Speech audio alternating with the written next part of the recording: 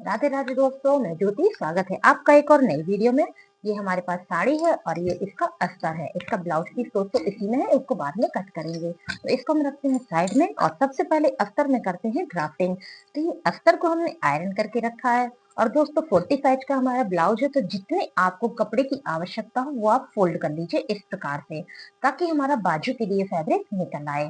तो ये देखिए 40 में दोस्तों ध्यान दीजिएगा, 40 में आप आई हुक का मार्जिन लेते हुए 12 इंच की चौड़ाई का कपड़ा रख लीजिए। ये देखिए अभी कम है, थोड़ा सा और खिसकाते हैं तो ये हमारा 12 इंच की चौड़ाई का कपड़ा यहाँ पर निकल आया है। और दोस्तों अगर आप कम साइज का बना रहे हैं तो उसी के हिसाब से उसकी मार्जिन निकाल लीजिए। जैसे कि 40 साइज में हमने 12 इंच निकाला है, तो आप यहाँ पर 36 में निकाल लीजिएगा 11.5 इंच। इसी हिसाब से कम और ज्यादा होते जाएंगे।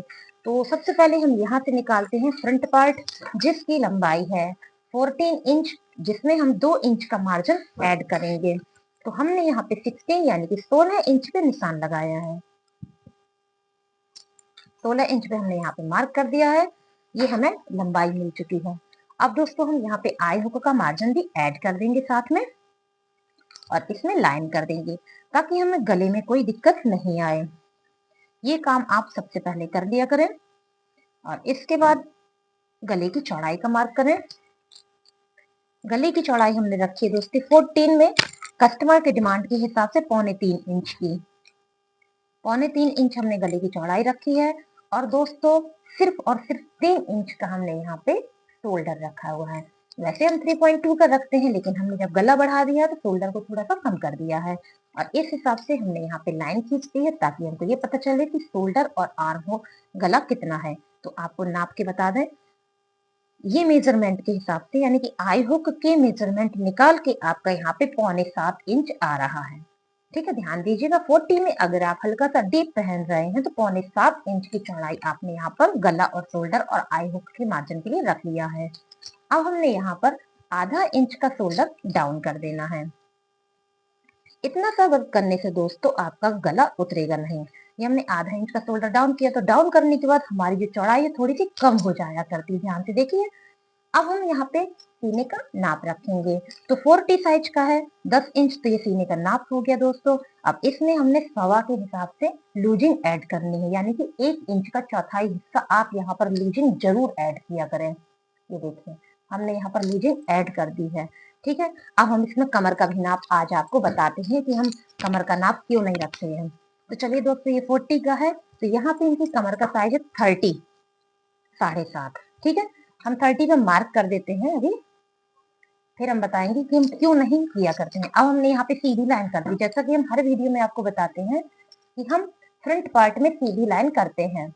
ठीक है, अब बाकी का कपड़ा हमारा हो गया मार्जिन। और देखिए ये हमारा कमर का साइज है, तो ये तो बेल्ट का साइज हो गया, लेकिन जहां पर आपकी दोस्तों बेल्ट सिली जाती है वो नाप भी आपको लेना बहुत जरूरी है। तो उसके लिए देखिए एक टिप्स है, हमने आधा इंच यहाँ पे सिलाई का मार्जिन ऐड कर दिया है। उसके बाद हमें 2.5 इंच और ले लेना है। 2.5 इंच हमने और ले लिया है, इसको भी हमने मार्क कर दिया है। आज थोड़ा सा अलग तरीके से आपको बता रहे हैं, थोड़ा कंफ्यूज नहीं होइएगा। 2.5 इंच को हमने और मार्क कर दिया है। तो इस 2.5 इंच की आधा इंच की सिलाई जाने के बाद हमारी 2 इंच की बेल्ट बन जाएगी। तो ये हो गया हमारा बेल्ट का मार्क।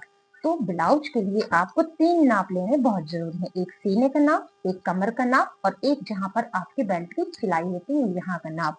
तो यहाँ है इनका 40 साइज और यहाँ है इनका 30 साइज, तो यहाँ पर इनका हुआ 32 साइज। तो 32 साइज के लिए 8 चौके 32 यानी कि 8 हमने यहाँ पे मार्क कर दिया है। ठीक है, देखिए कमर की फिटिंग उसी के अकॉर्डिंग आ रही है। अब आप देखिए कितना कपड़ा बचा, ये देखिए 2.25 इंच कपड़ा बचा है। ठीक, जो 2.25 इंच कपड़ा बचा है ये हमारा यहाँ सिलाई में चला जाएगा। तो जब हमें यहाँ सिलाई के लिए मार्जिन मिल रहा है, इसलिए हम यहाँ पर फिटिंग नहीं दिया करते हैं। अगर हम फिटिंग देंगे तो देखिए दोस्तों हमारी लाइन कुछ ऐसे आएंगी, इस तरह से आएंगी, और फिर हमें एक्स्ट्रा मार्जिन देना होगा। तो हम सीधा सा लॉजिक आपको बताया करते हैं कि आप सीधी लाइन करिए, आपको ये कपड़ा ऑलरेडी यहाँ पे टक्स के लिए मिल जाएगा, तो आपका पफ बहुत अच्छा बन जाएगा। अगर आपको ये टिप्स अच्छा लगा हो तो प्लीज चैनल को अभी के अभी सब्सक्राइब कर लीजिए। अब चलिए दोस्तों बनाते हैं आर्म होल। तो ये है हमारा फ्रंट आर्म होल, तो इसकी हम लंबाई रख रहे हैं 6 इंच की। ठीक है, 6 इंच पे हमने यहाँ पे मार्क किया है और एक सीधी लाइन खींच देंगे। इस तरह से हमने यहाँ पे सीधी लाइन खींची दोस्तों, और इसका हम बनाएंगे बॉक्स। ठीक है, इसका बॉक्स बनाने के बाद इस कॉर्नर पे मेजर टेप को रखेंगे, 1.25 इंच ऊपर की ओर मार्क कर देंगे। 1.25 इंच हमने ऊपर की ओर मार्क कर दिया है, और यहीं से इसी कॉर्नर से हमने ऊपर की ओर 3 इंच यहाँ मार्क किया है और 3 इंच हमने यहाँ मार्क किया है, और डैश करते हुए हमने पूरे को मिला दिया इस तरह से। ठीक, ये हमने मिला दिया, तो ये हमारा फ्रंट आर्म होल 40 साइज का यहाँ पर बन चुका है दोस्तों। अब बनाना है हमको नेक। नेक बनाने के लिए शोल्डर में जो सिलाई लगाते हैं उसकी निशान हम पहले लगा देते हैं, जिसको हम बोलते हैं स्टिचिंग लाइन। अब यहाँ से हम गला बनाएंगे। 7 इंच की लंबाई का हमने यहाँ पर गले का निशान रखा है दोस्तों। अब गले का निशान कहाँ पे रखा है? आई हुक की पट्टी पे रखा है, और यहीं से हमने 3.25 इंच जो हमने ऊपर चौड़ाई रखी थी वही हमने यहाँ पर भी रख दी है, और इसका भी हमने दोस्तों बॉक्स बना लेना है, और इसमें भी कर देंगे हम राउंड शेप, तो हमारा यहाँ पर नेक तैयार हो जाएगा। तो इस तरह से हमने यहाँ पे राउंड शेप किया, तो हमारा यहाँ पे गला तैयार हो गया। अब दोस्तों बारी आती है बेल्ट की। अब बेल्ट सीधी लाइन तो खींची है, लेकिन सीधी थोड़ी ना हमको चाहिए है, हमको तो शेप चाहिए। यहाँ पे भी 2 इंच होगा तो कैसी लगेगी बेल्ट? अच्छी नहीं लगेगी। तो हमको क्या करना है, मेजर टेप को उठाना है और यहाँ पर रखना है, और यहाँ से ऊपर की ओर हमें 1.5 इंच पे मार्क कर देना है। ठीक है, ऊपर की ओर हमने 1.5 इंच पे मार्क कर दिया है, और यहाँ पर हमने 3.5 इंच पे मार्क किया है, और इस तरह से हमने डैश करते हुए इसको मिला दिया। तो देखिए कुछ शेप आपको बेल्ट का दिख रहा होगा। अब यही प्रोसेस में आपको आधा इंच यहाँ पर कटिंग वाले निशान पे मार्क करना है, और 3 इंच यहाँ पे लेना है आपको, और इसको भी आप ऐसे ही मिला देंगे। ठीक है, तो ये हमें बेल्ट का एक मार्क मिल गया है। अब हमें बनानी है टक्स। तो दोस्तों सबसे पहले हम बनाएंगे बेल्ट वाला टक्स। जैसे कि अभी शुरुआत में हमने आपको बताया था कि ये कपड़ा हमारा निकल रहा है, एक बार फिर से आपको रिपीट कर देते हैं। इनका चेस्ट साइज है 40, और बेल्ट का साइज है इनका 32, और कमर का साइज है इनका 30। उसी के अकॉर्डिंग पूरी नाप रखी गई है। तो ये 40 है, तो यहाँ 10.25 हमने मार्जिन लूजिंग ऐड करते हुए यहाँ पर रखा है। ठीक है, 10.25 हो गया, लेकिन हम यहाँ पर लूजिंग नहीं रखेंगे। यहाँ पर हमारा 32 आ रहा है, तो देखिए 8 पे हमने मार्क कर दिया है, और यहाँ पर इनका 30 आ रहा है, तो 7.5 पे हमने मार्क कर दिया। कोई लूजिंग हमने ऐड नहीं की। अब देखिए इसके बाद जो कपड़ा आपका बच रहा है, ये 2.25 बच रहा है, इसी 2.25 की यहाँ पर टक्स बनेगी। तो जो आपने 3.5 पे मार्क किया था, इसी 3.5 पे आप 2.25 को ऐसे निशान लगा दीजिए। तो आप देख रहे हैं इतना निशान हमको मिल चुका है। ठीक है, इसी निशान पे हमारी बेल्ट वाली टक्स की सिलाई होगी, जिसको हम अपनी लैंग्वेज में बोलते हैं प्लेट्स। 4 टक्स यानी कि 4 प्लेटों का जो ब्लाउज नॉर्मल घरों में पहना जाता है, उसके लिए अगर आपको यहाँ की फिटिंग बहुत अच्छे से पता है और टक्स बना लेते हैं, तो आपके ब्लाउज में कभी भी कोई प्रॉब्लम नहीं आएगा। मेन आपका ये पॉइंट है, अगर आपने सही टक्स रखी है तो कभी भी गड़बड़ नहीं होगी। अब 2 निशान तो हमको मिल गए हैं। अब इन 2 को हमने इस तरह से आधा करके सेंटर मार्क लिया है, और जो सेंटर मार्क मिला है इसमें 2.25 इंच की हमने सीधी लाइन खींच दी है, और इस तरह से हमने मिला दिया है। अब ध्यान दीजिएगा, जो हमने लाइन खींची अगर आप इसी में सिलाई लगाएंगे तो आपका पफ बहुत ही अच्छा बनके तैयार होगा।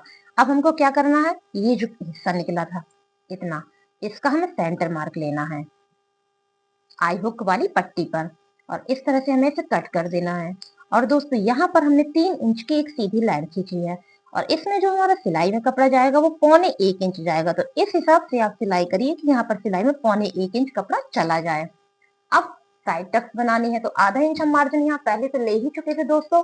अब हम रखेंगे 1.5 इंच, तो टोटल हमारा हो जाएगा 2 इंच के एवरेज में। तो 1.5 इंच पे हमने यहाँ पे मार्क कर दिया है। अभी यहाँ से यहाँ की टक्स लगानी है, लेकिन आपको आइडिया नहीं कैसे, तो हम 2 टिप्स आपको शेयर करते हैं। पहला तो आप इस वाली टक्स से 3 इंच सीधा निशान लगा दीजिए। ठीक है, ये सीधा निशान लगा दिया। अगर आप ये सीधा निशान नहीं जानते हैं तो आप इस वाली टक से तिरछा 2 इंच का निशान लगा दीजिए। तो ये देखिए हमारा 2 इंच निकल के आ रहा है। तो दोस्तों ये छोटे छोटे से 2 टिप्स हैं। यहाँ से यहाँ या तो आप 3 इंच लगा दीजिए, यहाँ से यहाँ या तो आप 2 इंच लगा दीजिए। तो आपको मेन पॉइंट यहाँ पर मिल गया। इस पॉइंट पे आप ऐसे एक लाइन खींच दीजिए, और आधा इंच यहाँ पे मार्क करके आप फिर से एक तिरछी लाइन खींच दीजिए। तो देखिए ये हमें आधा इंच कपड़ा हमारा यहाँ पर सिल जाएगा, और जब ये आधा इंच कपड़ा यहाँ पे सिलेगा तो ये लंबाई में अंतर होगा, और लंबाई में अंतर होने से बैक आर्म होल को आपको कट करना पड़ता है।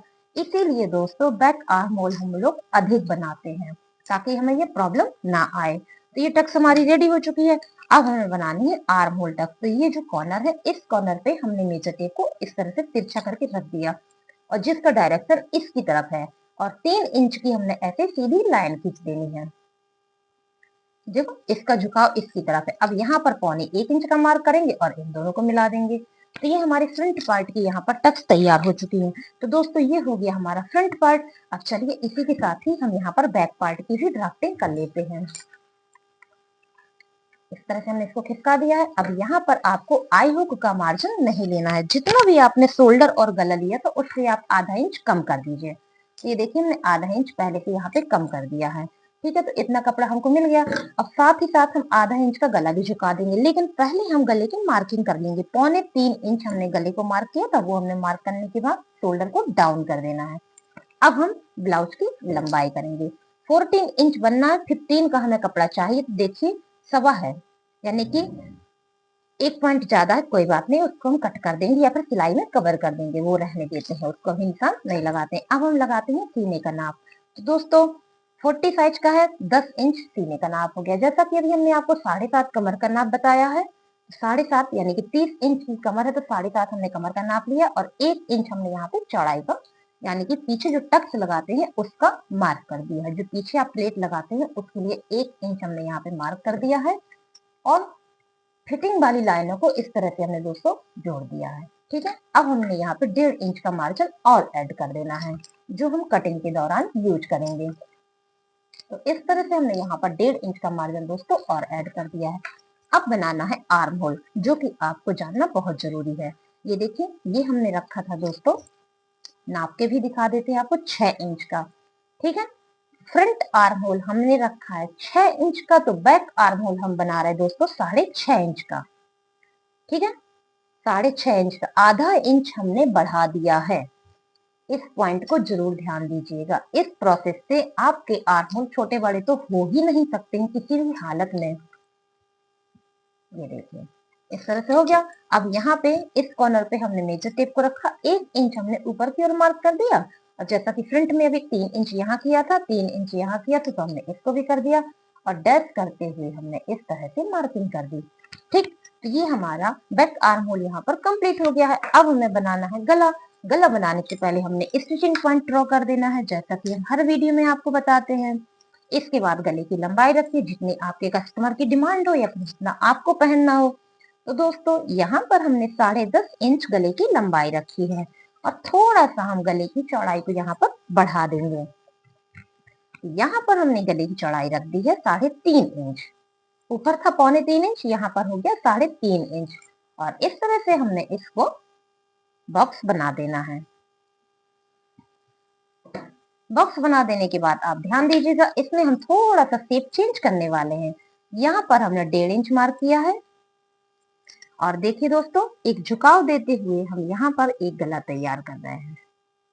1.5 इंच मार्क किया, तो ध्यान दीजिएगा और इस तरह से इस प्रोसेस में हमारा ये गला यहाँ पर तैयार हो चुका। अब बनानी है टक्स, जिसके लिए हमने ये वाला मार्जिन दिया हुआ था। तो ये हमारा शोल्डर है, शोल्डर के ऊपर हमने मेजर टेप को रखा और इस तरह से हमने इसका सेंटर मार्क, बीच का हिस्सा निकाल लिया।